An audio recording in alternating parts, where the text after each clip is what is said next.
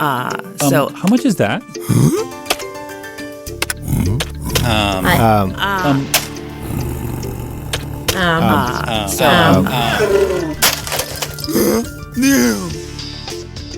Welcome to the Podcast Editors Mastermind, the original podcast. I think there is more now, but the original podcast dedicated to the business side of podcast editing. And tonight we have a very special show for you, something that I don't think we've done before. So we're really excited about this. But before we get into it, a little introduction to who we are. I am Daniel Abendroth. You can find me at rothamedia.audio. My co-host tonight, Jennifer Longworth of Bourbon Barrel Podcasting. Unfortunately, not joining us tonight is Brian Ensminger. He had to do some parenting thing, like be there for his kid's band thing. I don't know. What? You think this would be priority, but alas. Oh, well.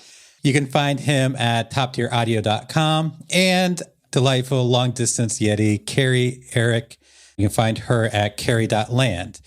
And tonight we have a very special guest who, if you are familiar with the show and have listened to it for any amount of time or seen the stream, you would recognize probably our most consistent viewer. I would say it's almost always, it's weird whenever you don't show up. Yeah. But tonight we have none other than Patrick Keller. Patrick, thank you so much for joining us. I'm excited to be here. Thanks for having me. Why don't you start off by telling us a little bit about yourself? I know you've recently had kind of a big life update. So why don't you tell us a little about who you are? Yeah, I am a retired music teacher, public school music teacher. It's a little unusual. I'm a little younger than the average retired music teacher or teacher in general. But I had the opportunity and the ability to purchase some years toward retirement. And put the math together and figured out that we could make it work and have a supportive husband. And so I bought 4 years, if I didn't already say that. And so I started looking into editing my own podcast has always kind of been my jam and the background behind the scenes stuff. And so I began looking for, and I honestly don't remember how I found you. I don't know if it was Steve Stewart recommendation, but I found your show. I'm going to guess like a year and a half ago around then. And well, not long after you started, I guess. Been 4 years now. Yeah. Well, then it wasn't that long ago. It was a couple of years ago. Yeah. Because I binged a whole bunch. That's why I feel like I've been there the whole time. Yeah. And so I totally loved it. I nerded out. I felt like even before I caught up with watching live shows, I felt like I knew you all and just love learning. I love some of the early shows. I love a lot of your earlier shows where you all really got into a lot of the nuts and bolts stuff on how you did things and what your processes were. Those are my favorites. So hint, hint. You should have some more of those. I absolutely loved those. But anyway. Well, my process has totally changed in the last 3 months, so I could probably do another one of those shows. Yeah. I feel like I'm pretty... Updates. Yeah, definitely. Okay, I made a note to address that in an upcoming episode. Awesome. Yeah, well, then I began thinking about whether I wanted to kind of start my own business, editing business, and assumed that's probably what I would do. And I guess that could still be in my future. But I ended up interviewing for a contractor position for a nonprofit education association, a fairly large organization, and got that. And that position has kind of grown. And so it's just the perfect amount of work for me. I produce and edit 2 shows on average a week, as well as like the behind the scenes kind of recording it live. One of them is a live show. The other's a pre-recorded show. One of them uses StreamYard, just like we are now. And the other, we're on Riverside. And I work with a team, which is cool experience. And that started this last summer. And so it's been my first experience of having a lot of the volume of editing things that aren't my own podcast. And I'm loving it. I absolutely love it. I like a lot of podcasters, probably we think oh, sure, I know everything. No, I know everything there is to know about editing. And then all of a sudden you get a job like this and like, just kidding. I have lots to learn still. And I've learned from mistakes. And, as a teacher, you work in teams and things in education, but it's a lot different than like the kind of corporate nonprofit environment. And so that's been an interesting learning experience. And it's been really fun. And it's the perfect amount of work for me and allowing me to still do my own podcast, which I do about every 2 weeks. Awesome. Well, I didn't actually specify what makes tonight special. So instead of like having an expert on or somebody on to talk about a specific topic, we wanted to bring on just like members of the community or other podcast editors and just kind of talk about. So I guess we call it like community highlight. We're just highlighting other editors in the space. I'm the community. Yeah. So that's what tonight's all about. And we're really excited to have Patrick on, in case you couldn't tell already. So why don't we start by telling us like what got you into podcasting in general? My husband introduced me to podcasts in around 2008. And so for a couple of years, I had like 2 podcasts that I listened to, and that was it. But I listened to them. Do you remember what those were? Yes. The Paranormal Podcast by Jim Harold. And probably it was really just his for at least a year or so. And I would, religiously watch the calendar and the time and wait for him to upload the podcast. And, at that time I was sticking my iPod on the computer and loading it in iTunes and all that. I don't even remember how all that worked, but I remember it was a lot more work than it is now. Yep. And so I was a huge fan of just 1 to 2 shows and was very devoted to those shows. And it was partly his inspiration in talking to him. At the time, he had a little podcasting course. It was short-lived. He didn't have it for very long. But I think I was his one and only graduate of his podcasting course. And that was in like 2013, I think. And 2014, I started my show. And since then have been obsessively passionate about podcasting in general and geeky about all the podcasts about podcasting podcasts. And, I use Overcast. My Overcast has so many podcasts in it now that it's ridiculous. And I don't very often empty out my player. And I go in and out of phases of, and now that I'm doing more work like this, the more you edit a podcast, the less time you have to listen to podcasts, which is... Oh, you figured it out. Yeah. Yep. So I'm way behind. But that was my, the paranormal and nerdy. I had a paranormal investigation team for a couple of years, got very into, paranormal research and tons of reading, and still do a little bit of that from time to time. And of course, that's what we nerd out about and chat about in my podcast, the Big Seance Podcast. I was just going to ask you to tell us about your podcast. The paranormal gets super nerdy and is a huge umbrella of a lot of nerdy, geeky things. We don't typically go down the Bigfoot road or the aliens and UFOs. And there's lots of things in paranormal if you think of Coast to Coast, AM like that. But we pretty much stay focused on spirit communication.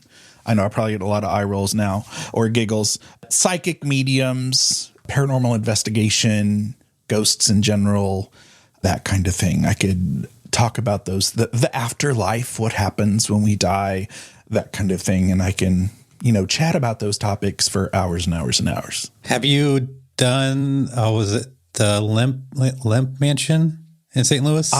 Yes, I have stayed there probably 3 times. And one of the times I stayed there, I was pretty much by myself, literally by myself, no husband, just me. There was one other couple that stayed there, but I never saw them. They were on another floor, and that almost made it creepier that I knew that there was someone else there, but I never saw them. So like walking around, like not knowing who you were going to bump into or what they were doing was almost creepier. But yes, I have stayed there. So I presume this is some sort of local that you two know about that I have no idea what you're talking about. Yeah, sorry to get a little too local. This is the Lemp Mansion, the famous kind of tragic Lemp family, millionaires from the early 1900s, beer barons, you know, lots of death and suicides in this one mansion. But it's very cool and spooky. Okay. All right. So what DAW do you use to edit? I use Adobe Audition. Yay. and love it. I'm sure I don't get close to the capabilities that are there for me to use, but I feel like every now and then I will discover something and be like, oh, cool. Wish I would have known that. But I use Adobe Audition and Isotope RX10. Since I've started my current position, I've been using it a lot more as the standalone editor. I learned from Carrie, took her RX course, and I took a lot of practice and experimenting. So yeah, I do most of my processing. You know, sometimes I'll spend, depending on how big the show is or how many guests, I'll spend 40 minutes to an hour just in RX10 making it sound good before I put it into Audition. Before that, I used to use a ton of plugins, you know, that would slow down Audition. And so that's what inspired me to use RX as a standalone. And it's so much better, I feel now, but it took practice. Yeah. I couldn't just open it up and start using it. I remember sending Carrie a few of my tests when I first started using it, and she'd be like, oh, honey, let's try that again. Okay. Aww. Try that again, shall we? Oh, that's so great. Brian is catching this from the comments tonight, so maybe we will hear some from Brian. Hey, Brian. Hi, Brian. Welcome in. And if you're listening to the recording of this or to watching the video later on, and you want to be part of the live stream, just like Brian is tonight, and the great thing about this is being able to like interact and ask your own questions and just have like a little community kind of group feel. And if that's something you're interested in, then we live stream this pretty much every other Thursday at 8:05 p.m. Central Time. And you can just check out our Facebook page, group, or YouTube channel. But sad news, Daniel. Uh-oh. Facebook is shaking things up, and you're going to have to find right. us on the YouTube stream. I think YouTube will still stream us live, but Facebook won't. Okay, so yeah, check us out on YouTube. Just do a search for Podcast Editors Mastermind, and we'll put a link to our YouTube channel in the show notes, as always, that you can find at podcasteditorsmastermind.com. So, Patrick, I guess this seems I think we kind of talked about it a little bit. Your switch from editing your own show to editing for somebody else. Tell us like how that came to be and like how that experience has been. This has been probably the biggest part of what I have learned, and the majority of what I've been learning is when I edit my own show, I have always been pretty obsessive and detailed, and I'm, not diagnosed, but pretty obsessive compulsive about things. And I was always known to spend 10, 12 hours editing a podcast, just an interview, and, but also putting little bells and whistles and segments. And I really nerdy about intros and creating a story in my intros and outros. And so, I just love doing it. And so I would spend way too long, but it wasn't work. It was my hobby. It's, was love doing it. And so I went into this job knowing that they're not going to want me to spend 15 hours on an interview podcast. So I knew that was going to be my first big challenge, to speed up that process and pick my battles. but learn how to do the most important things quickly. And so that has been the biggest challenge. And I'm getting a little quicker. I feel like, in a way, I'm getting better, not sitting there and stewing on certain things, but I am pretty picky. And I mean, you guys know there's kind of a science to it, what you leave, what you modify, what crosstalk you separate, what interjections you just say, do I need the host to say 72 times? In an interview, can I leave a couple of them and get rid of a couple of them? That kind of thing. Oh, that's a trigger for me. It's like the constant Especially when they do like a single track recording and I can't do anything about it. And I tend to, like when I do my own show, like sometimes I get in this rut of, not really a rut because I like doing it, but like sometimes every little minute cut, I'll be like, okay, now I have to duck it and fade it and move it and shift it. And it's like, get over yourself. Just cut it. Cut it.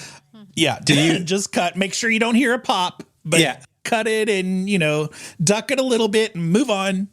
Do you ever ask your husband to listen to it to see if he notices it?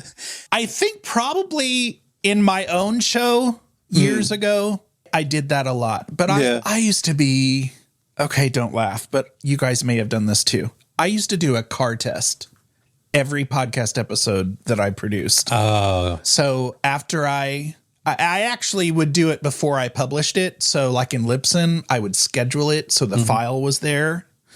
And then I would jump in my car and I would drive around and at least listen to half the show and figure out what it sounded like in a car because it's different than headphones. Yeah. And in those days, before I was using Audition and learning about how to do normalization better and maximize volume and all of that, I would very often hear something and be like, ugh, and then come back up to the computer and re-edit and re-export and, balance the music with the, that kind of thing. But yeah, I'm sure I did have, to answer your question, I'm sure I did have my husband do that. I do too many nerdy things like that now. He'd be like, I don't have time. I'm working. He does help me out, though, with graphics and things. He's like a good marketing, advertising person. And so all my graphics for my own show, he's very supportive of that kind of thing. But I don't think he listens to too many of my shows. That's not his jam. Yeah, that's fair. Yeah, so many times, like, I'll be struggling with this edit. Like, I'm trying to make it sound natural. Like, I can hear it.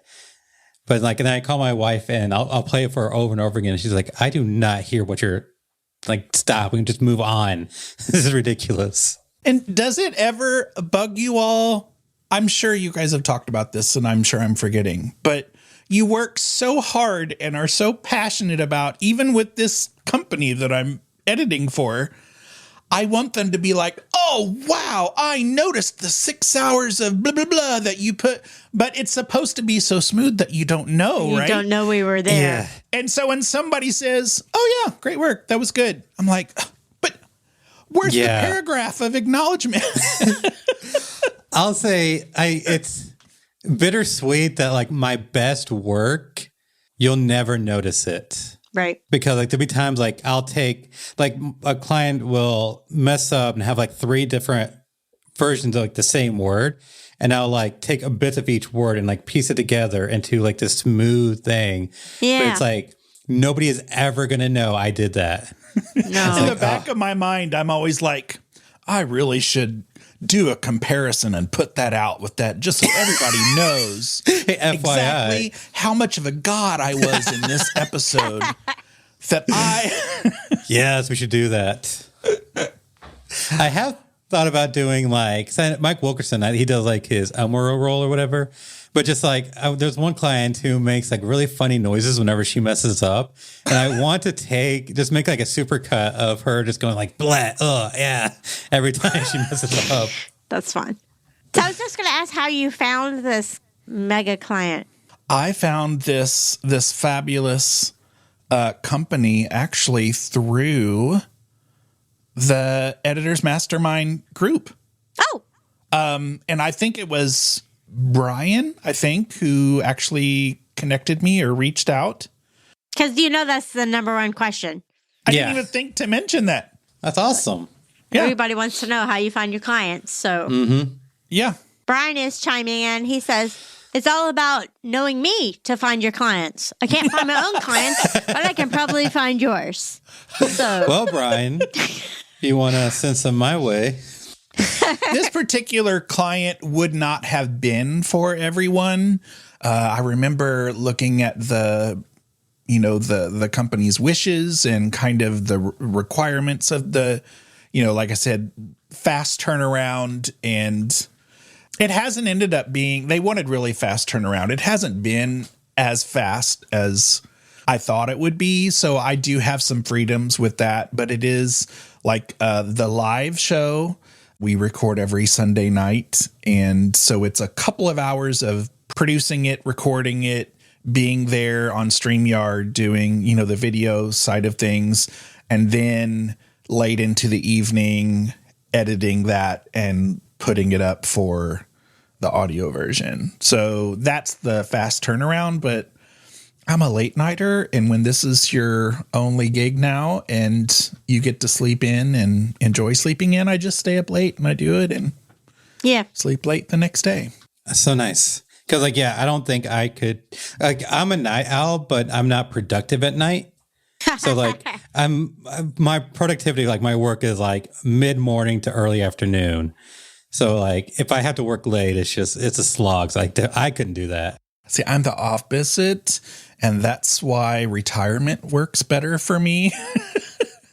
How many years 21 years that I taught not being my best and most productive during the first part of the day. And then I wake up in the evenings and I'm like, I will say I'm also productive late afternoon if I've gotten a nap in. Yeah, Brian says, there's no way I could have met their needs. They've been more flexible on those needs though, Brian. I think that once they understood more, they were kind of new to the podcasting space. And so learning it's a new podcasting network. It's a podcasting network for this company. And so it's been a growth for them too. And we've done it together. And so it's not been I was worried about that too, but was willing to, take that challenge to try to do it. And it's been cool. Brian says, that's great. Super happy. It's more flexible than originally expected and a great purpose behind the shows. So you handle, you participate in not just the editing and post-production, but actually in the production of the shows? It's changed a bit. When I first started the first couple of months this last summer, it was interesting. I still don't get it, but they had a backlog of unproduced episodes. So interviews, just raw audio from a couple of different shows going back a year in some situations. And they just didn't have an editor. And so what I did for 2 or 3 months was just edit at whatever speed I could, edit a whole bunch of podcasts, which was good experience before we jumped into a regular schedule. So none of, there wasn't any live or pre-recorded anything yet for me. And then as we got into a schedule and picked up doing them live again or pre-recording, for the most part at the beginning, I was just there for the recording and making sure everything sounded as good as possible, being kind of the contact for the guest, and emailing and giving them a StreamYard link or a Riverside link, giving them recommendations, kind of instructions. And then the live show is quickly turning into more of a traditional kind of producer, prepare, fill the host in on what they need. It's getting to be a little more of a traditional, I guess, broadcasting producer role, light version of that. So that's been interesting. And so the team has been talking about, what does that need to look like? And what does what do we need from the pre-interview so that our hosts no longer will have to do that, do the whole, it's a big company and they, with budgets. And so we don't need to be doing like we're just hobby podcasting at the last minute cramming stuff. It's like we can do this and be more of a production and a network. And so we're streamlining who's going to do this, who's going to do that. So yeah, I'm gaining every couple of weeks. I feel like I gain a few things that fall on my duties. Has scope creep been an issue in that regard? Has what creep? Scope creep. So like whenever you first come to terms, like agree with like how much you're going to be paid versus for like what work you're doing, then like a client might be, hey, can you also do this, do this, do this? One of my early clients, Zach, before I was charging way too little back then. And so like I was doing like just editing a show, and then he wanted to add in like video, and then he wanted me to start doing the show notes, but I never charged him more because it's just like, here's one little thing that at the time, not a big deal to add onto my plate. But then like as you start adding more and more, now you're doing like way more than you're getting paid for. I'm remembering now you all talking about scope creep. For me, it doesn't apply because I'm hourly. Oh, perfect. That's one way to solve that. Yeah. So what have you learned through this process? The more you learn, the more you realize what you don't know. But what are some of the things you're picking up on? I jotted down a few things like that. One of the things we already talked about was learning to do what I do kind of on the clock. And because it's hourly, right? That's I guess one of the main reasons why it's important for me to do what I was doing better and faster. Other things are like working with a team. Obviously, I don't make every decision necessarily myself. And so there's this collaborating thing or waiting for a response, or you might get and it's different than like a client, right? I might get hey, can you take another look at this and maybe edit this or blah, blah, blah, blah, blah. Right. So that kind of thing, collaborating. But also I've learned that sometimes I overprocess things, and what somebody might not necessarily contact me on my own show and say, this seems a little too processed or too, compressed, or S's are too harsh, or just whatever, sibilants or whatever it is. As I've learned RX, I got really excited, right? Oh, look at all these tools I have to me now that I'm, and so I've learned that there's a side effect to processing too much, and that is degrading the audio quality, right? And so that combined with me trying to get faster, you know what I'm saying? Mm-hmm. Like, so in the back of my mind, I'm always thinking, okay, I've got to hurry. I'm on the clock. I can't take 4 hours to do this.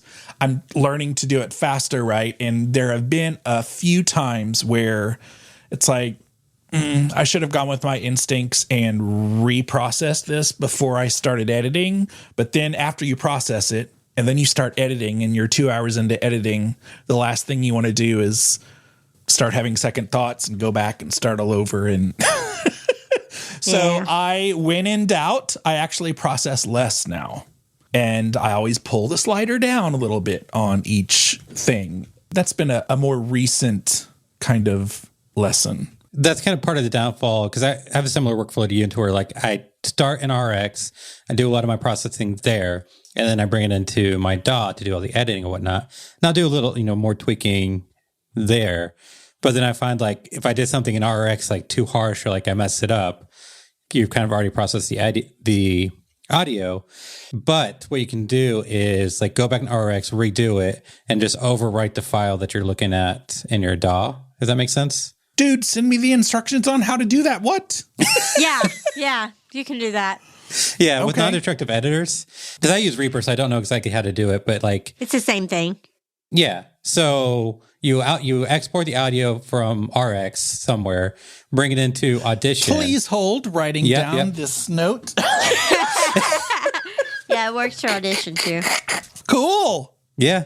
So then as long as you either keep the project open in RX or actually save the RX project, it'll keep like your entire processes, and then you can just like undo and then like redo whatever you messed up and just overwrite that same file, the same name. So whenever Audition goes to check that file, I'm assuming it works the same way.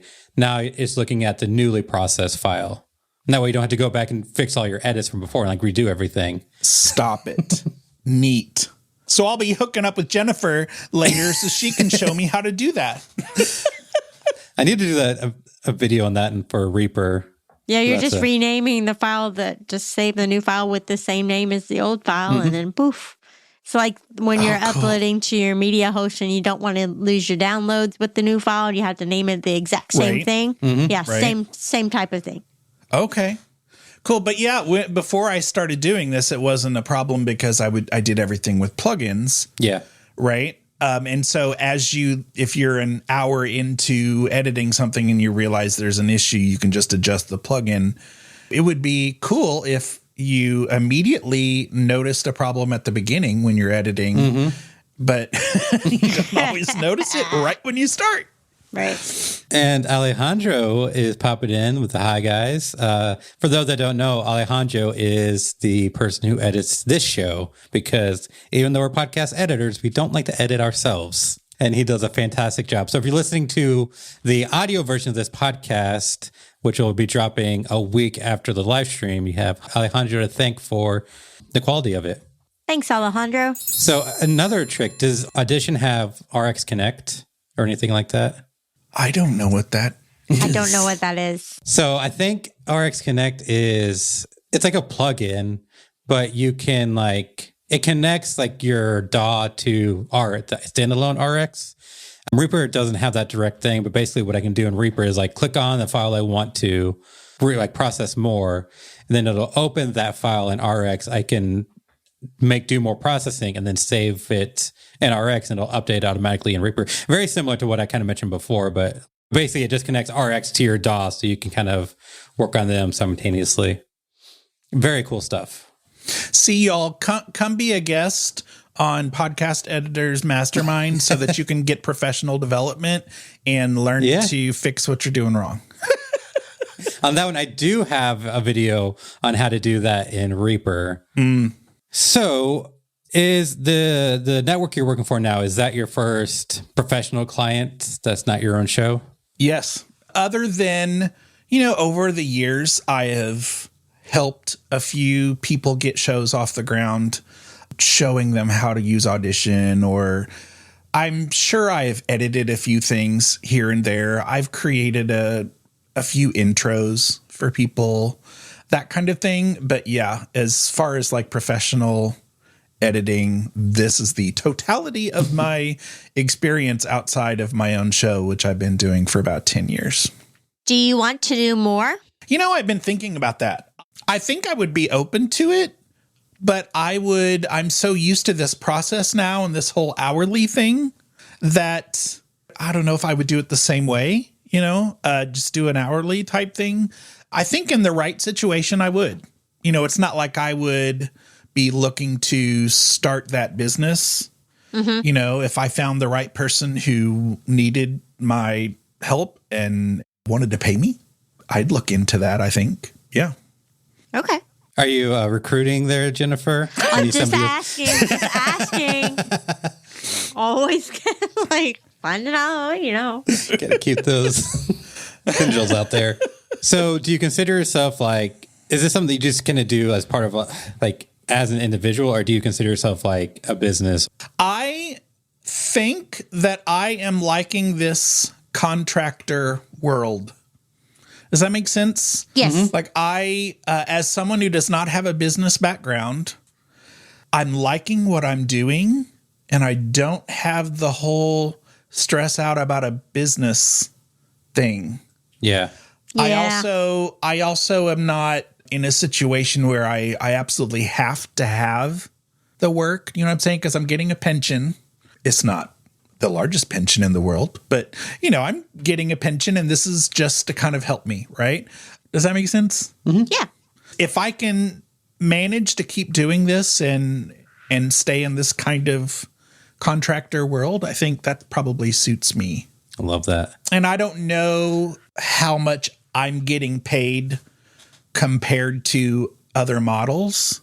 business models or whatever. I'm sure I'm working way too hard, but like I don't necessarily, and I don't leave the house much. I've always said I'm a recluse in training. So this is my activity. And then I go watch TV a little bit. I don't have kids, and you're enjoying your life right now. I'm enjoying life. I'm enjoying staying up late and sleeping in. And I do a few piano lessons on the side too. So I have that to keep me busy a little bit. I love the life that like this profession, whatever you want to call it, like lets me have, because like I'll stay up super late playing video games whenever I want to, and like sleep in the morning and then do my work whenever I want to. And just, it's a very enjoyable life. Yeah. There's, I don't mean to get fluffy, but I miss a lot of things about being a teacher and education in the last, even before COVID. Things in education have changed, and it's gotten harder and more stressful, not in a good way. And educators are leaving the field in droves. And I was just fortunate to be far enough along, at least in my state, where I could afford, and I had a 403B, which is like a 401k for public workers. And so that was one of the smartest things I ever did, was have that, because that allowed me to buy the years. And it was my body already. Like sometimes some teachers have to wake up at 4:30 or 5:30. And when you're not a morning person, and, you can't just, calling in sick is a little different when you're a teacher and you have to spend 4 hours doing subplans but I guess what I'm going to, the stress and the mental health situation was not good. Mm-hmm. And so it was kind of a put the mask on yourself first kind of situation, and take care of myself. Now I have unintended side effects of, now I'm not getting as much activity. When you sit down and work more, when you're not working with middle school kids up and about and everything, I had to remind myself more to get up and go get some exercise or touch the grass, sit on the deck, take a walk. And I'm not doing a very good job with that right now. But mental health, much better. I'm like a completely different person. So like you're saying, yes, this is the perfect world for me right now. That's amazing. And I just wish everybody was in a position where they could figure out how to make that work, because I know not everybody can. I'm very fortunate. Do you see a possibility of like mixing the two, as far as like doing some sort of podcasting class, like teaching in school districts? I actually did for a number of years. Okay. I have always taught vocal music for half the day for all 21 years that I taught. And half the day I taught vocal music, choir. And for like the first 12 years, I taught piano keyboarding for the other half of the day. And then for like at least 8 years, the last 8 years that I taught, I helped to me and another colleague put together and produced a music production course for middle school. And at the time, it was one of the only, there aren't a lot of middle schools for sure that have a program like that or a lab. And our district is, we have 5 middle schools in our district. It's a large district, so it needed to be a program that could be in all 5 middle schools. It took us a couple of years to put it together, and we took some, a couple of us went to some field trips on different college campuses or different high schools that had similar things. And at that time, I was just getting started podcasting, or had been a year into it. And I was totally geeking out, and I was like, we are going to have podcasting in this music production course. So for, at least 1 or 2 classes a day, once a quarter for like a week or two, I did a podcasting unit. Nice. And so, 4 times a year, got to teach this podcasting unit for a couple of classes. Loved it. And I like to think I got some, young Gen Z or whatever Gen at the time, interested in podcasting. That's so cool. Yeah. Because there's somebody else, like another podcast editor in the community who does something similar. She teaches in school, like she teaches podcasting in schools. I think that's just the coolest thing. Some of the things like I'd love to do, but I have no idea how to get started. And that's kind of where the ambition dies. That was that. Yeah. Oh, well. Yeah, I remember started. my husband a couple of years ago, or I guess several years ago, that was one thing. He was like, well, you should look into like one of the community colleges, pitch doing something like that. And I never did, but that would have been, I guess there's too many elements involved, having a lab and what's the technology like and who's it for. And that's the other thing. Like I did not expect in my life as a music educator that 10 years ago, I would also be teaching computer skills, because that's really what I did a lot of the time, right? Was computer skills. And at that time, 10 years ago, and now for sure, middle school kids will come in the room and some of them will look at a mouse and be like, excuse me, what? Oh, wow. Because everything now is touchscreen or on the phone. And, you also have kids in middle school that sometimes look at, we have our Cisco phones and, they're like looking at the receiver like,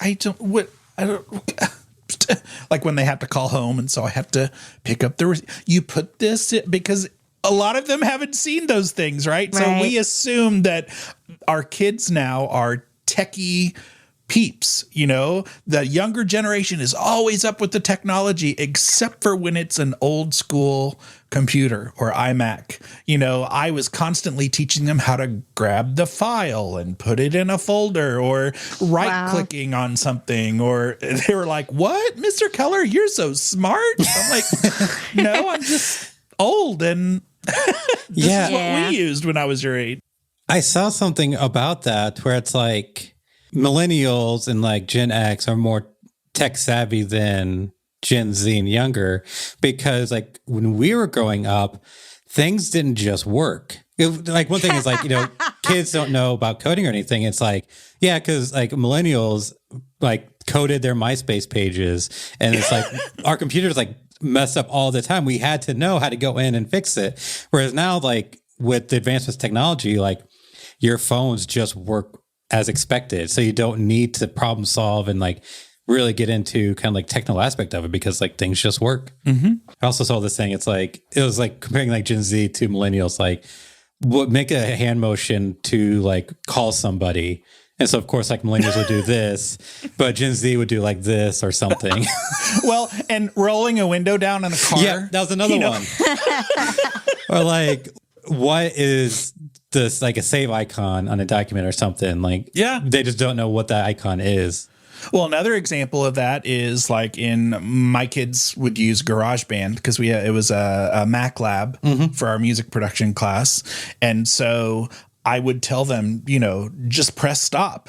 And they're like, what? Like what? Oh, where's yeah. that? And like, I'm like, the stop button. And they have no idea that square is stop. They have no idea, that the triangle is play sometimes, or how to go back, like the rewind button. And they're like, what?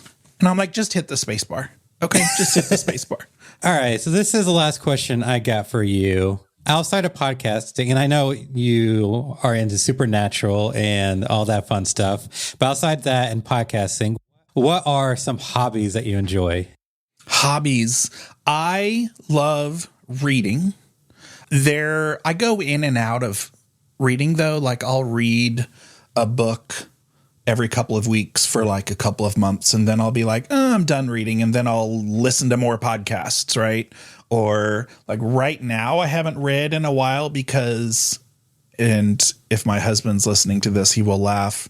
He's very concerned about me because I have been obsessively watching old game shows on the Buzzer network. Like Check Me In to a Facility, obsessed. So if I'm not editing something right now or giving a piano lesson, I've got my phone in front of my face watching Concentration or Password or the Match Game. That's great. That's great. But yeah, I'm obsessively collecting books, and when I have to own the book that I read, so I love the dead tree versions of books and have a shelving ceremony.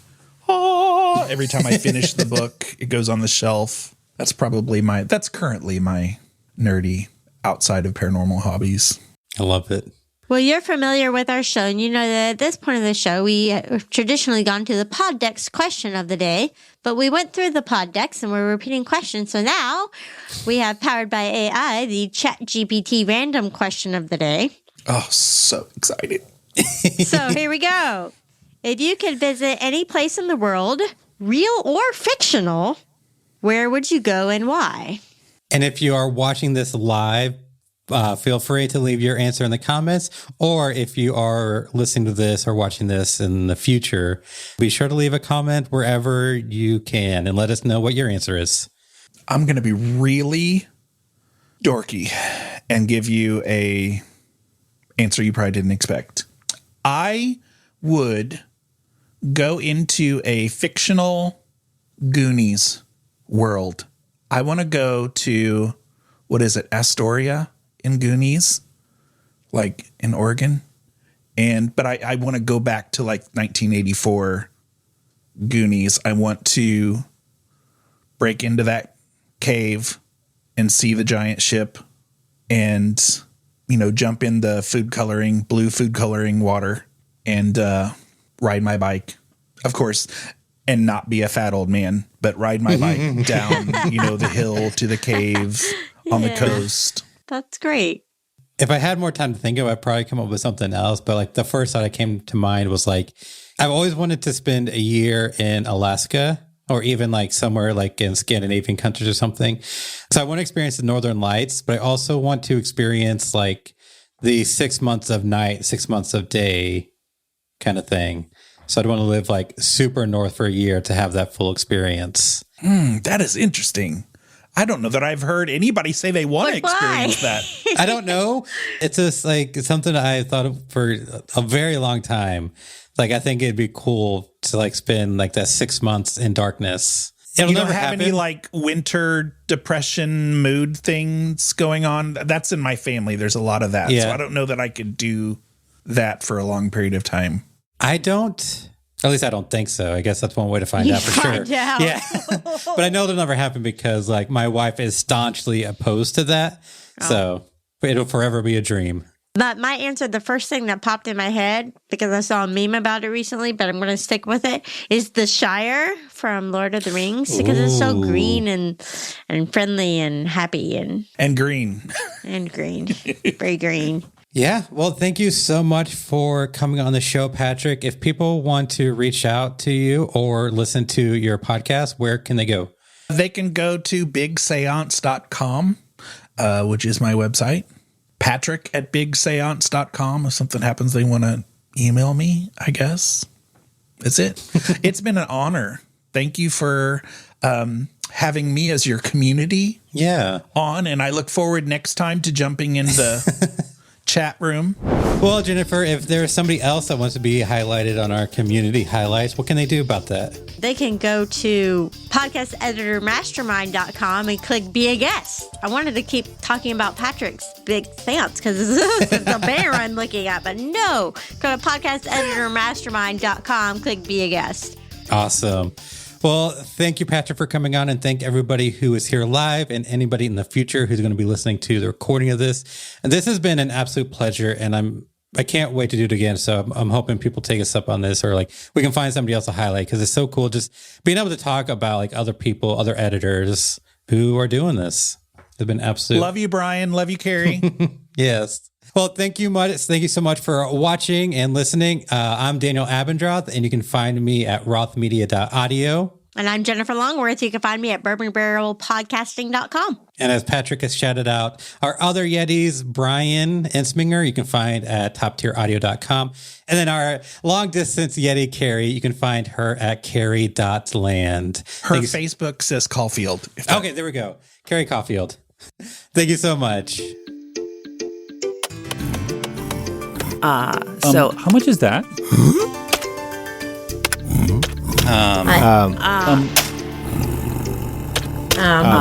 so